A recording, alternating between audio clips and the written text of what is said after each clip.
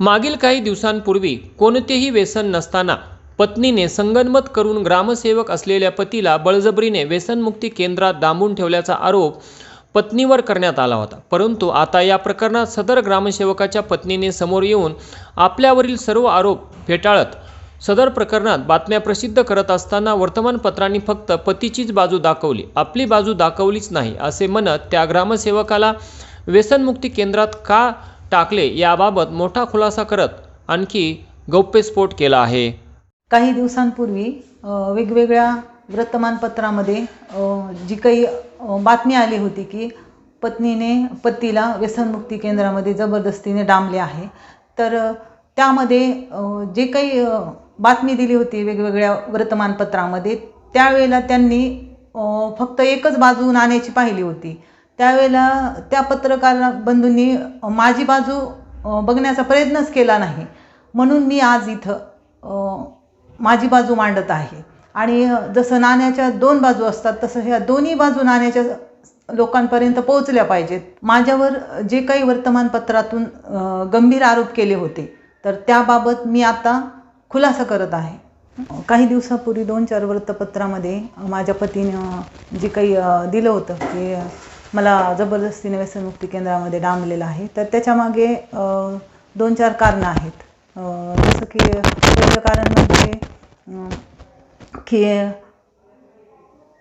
पहिल्यांदा माझ्या मिस्टरांनी मला बोलले की मला दारूचं व्यसन आहे आणि त्या दिवशी पण ते पिऊन आलेले होते.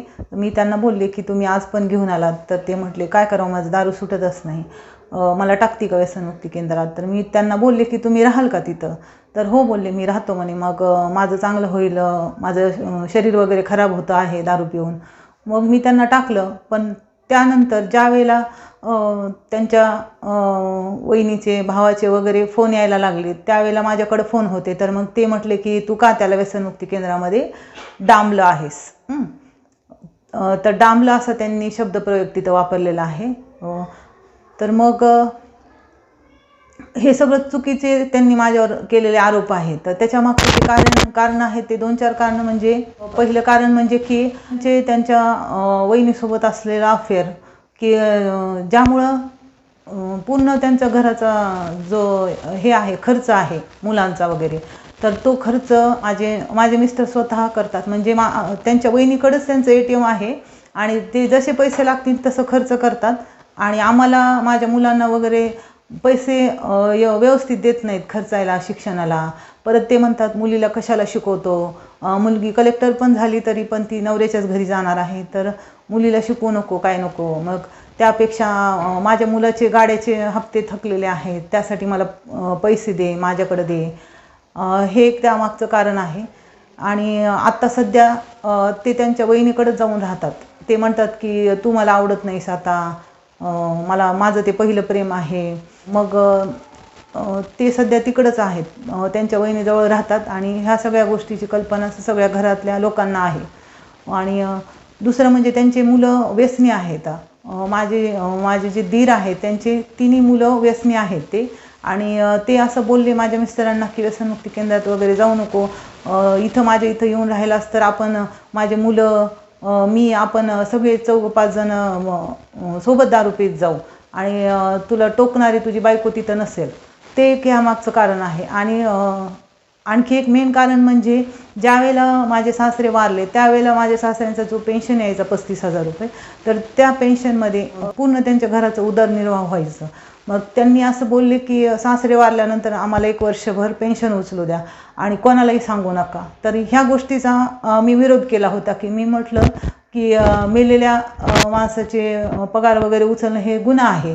तर मग त्याचा बदला घेण्यासाठी म्हणून त्यांनी माझी पेपरला बदनामी देण्याचं ठरवलं, सांगितलं की यांनी मला पगार उचलू दिला नाही, सासऱ्यांचा जे काही पेन्शन आहे 35,000 तर ते त्यांनी उचलू दिलं नाही. मग आता आमचं घर कसं चालवायचं, मुलांचे गाड्यांचे हप्ते थकलेले आहेत, तर त्या गाड्यांच्या हप्ते कसे भरायचे.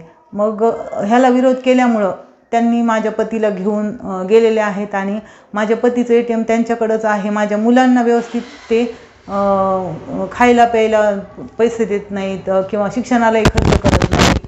आणि मला बोलतात की तिला सोडून दे, तिला नांदू नको, तुझे मुलं वगैरे सोडून दे, तू आमच्याकडे येऊन राहा, असं नेहमी ते बोलत असतात.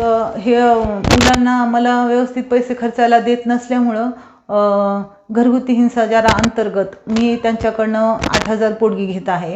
तर आता ह्या केसचे साक्ष पुरावे येत आहेत. तर आणखी त्याला कसं डिस्टर्ब करायचं म्हणून हे पेपरमध्ये केलेली माझी बदनामी, म्हणजे माझे सासरची सगळी मंडळी त्याच्यामध्ये सामील आहेत. माझी नणंद, नंदेचा नवरा, नंदेची मुलं, परत त्यांचे वहिनीचं असलेलं अफेअर, ते वहिनीचे मुलं वगैरे, ह्यांना सगळ्यांना सपोर्ट आहे. आणि ते बोलतात की तुझ्या मुलांना बायकोंना सोडून दे, मुलं ठेवू नको त्यांना, आणि तू आमच्याकडे येऊन राहा, म्हणजे ती तुला नेहमीच दारू का पिला, दारू पिऊन का आला, ह्यासाठी टोकत असते. आणि व्यसनमुक्ती केंद्रामध्ये ज्या वेळेला माझे पती बोलले मला घेऊन चल, त्यावेळेला त्यांना जेव्हा नेलं तर त्यांच्या स्वखुशीनं ते आले होते. त्यांना कोणत्याही प्रकारची जबरदस्ती केलेली नव्हती. फक्त त्यामागचा हा उद्देश होता. हे दुसरे कारण होतं की ह्यांच्या वहिनीशी असलेला अफेअर, आणि हे त्यांच्या वहिनीला त्यांचा विरह सहन नाही झाला, त्या कारणामुळं त्यांनी परत आणखी पेपरला देणं, SP ऑफिसला अर्ज देणं, हे असे चुकीचे प्रकार केलेले आहेत. तर मला बदनाम करण्यासाठी केलेला एक ते सासरच्या लोकांचा कट आहे. आणि याच्यामध्ये त्यांना काही मदत करणारे त्यांचे मित्र कंपनी पण आहेत. त्याच्यामध्ये त्यांच्याच ऑफिसमधले काही सहकारी संस्थेचे व्हाईस चेअरमन एक जास्त त्यांना मोटिवेट करत असतात ह्या बाबतीमध्ये की तुम्ही तुमच्या बायकोला सोडून द्या, पैसे देऊ नका. परत आणखी असेच वेगवेगळ्या प्रकारचे, म्हणजे मित्रांची संगत पण चांगली नाही आहे त्यामुळं हे सगळे मिळून माझ्या संसाराचं, आमच्या संसाराचं वाटोळं करत आहेत. आणि या सगळ्याचा गोष्टीचा विरोध असल्यामुळे त्यांनी वृत्तपत्रामध्ये देऊन माझी बदनामी केलेली आहे. तरी मला एवढीच विनंती आहे शासनाला की मला व्यवस्थित न्याय मिळायला पाहिजे. जसं की मी आता घरेलू हिंसा अंतर्गत कोर्टातून तात्पुरती पोटगी घेत आहे. तर मला तात्पुरती पोटगी 8,000 भेटलेली आहे. आणि आता ज्या वेळेला साक्ष पुरावे होतील त्यावेळेला मला 25 ते 30पर्यंत पोटगी बसेल.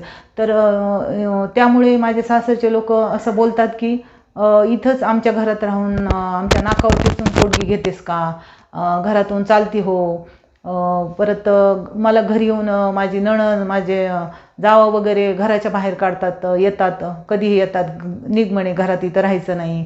आणि दारू जरी पित असेल तुझा नवरा तरी तुझ्या पैशाने पित नाही, तुझ्या बापाने नोकरी लावली नाही, असं ते येऊन मला नेहमी मानसिक शारीरिक त्रास देत असतात त्या. आणि ह्या सगळ्यांना विरोध केल्यामुळे त्यांनी हा एवढं सगळं मला बदनाम करण्याचा कट केलेला आहे.